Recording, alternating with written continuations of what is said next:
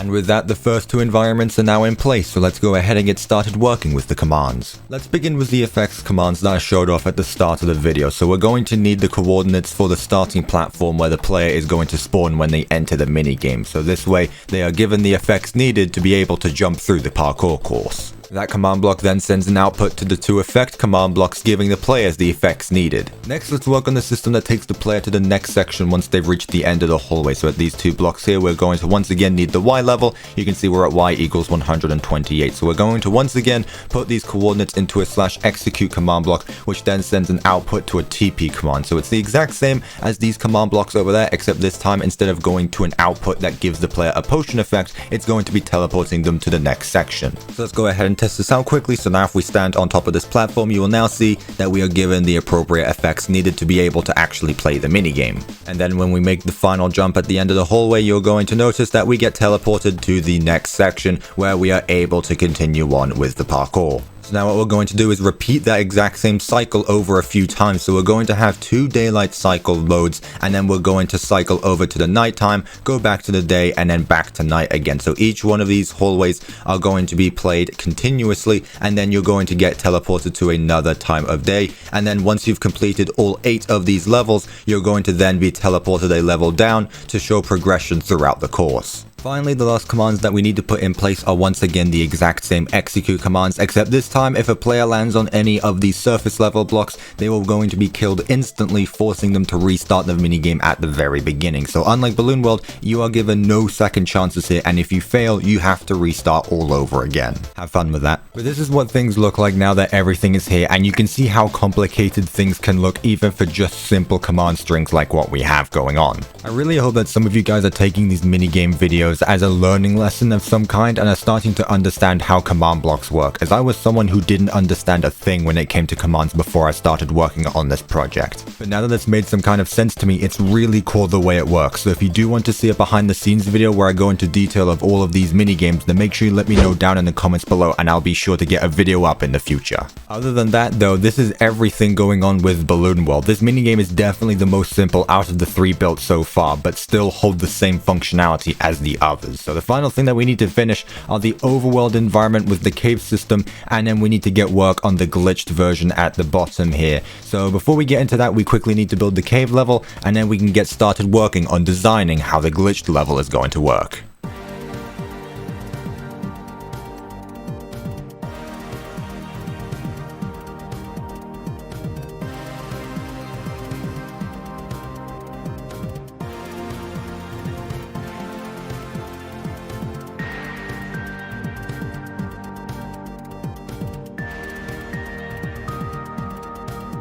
So as the 3 main levels now all completed and the commands are now plugged in, we are now ready to move on to the last part of the build and take a look at the glitched world. This level works a little bit differently than the others, as instead of the game intentionally bringing the player there, the player has to enter a glitch found in one of the first 3 stages. And the design for this world is very different as well, as the environment is replaced by a dark red and purple landscape with a corrupted version of the sun that sits in the sky of the replacement of the regular sun and moon. And another small change as well is the pillars have been replaced by just singular floating blocks around the area for the players to jump on. This is just to represent the trail that the player has to follow in order to complete the glitch. Speaking of which, that final cutscene of the sun appearing in front of the player and the text saying good night is something that we will be adding in as well, and that should work in the same way that the Princess Quest 1 finale does. So back in the Pizzaplex World 1 last time, I'm going to go ahead and build the glitched version of the minigame so that way I can show off how the finale cutscene is going to work.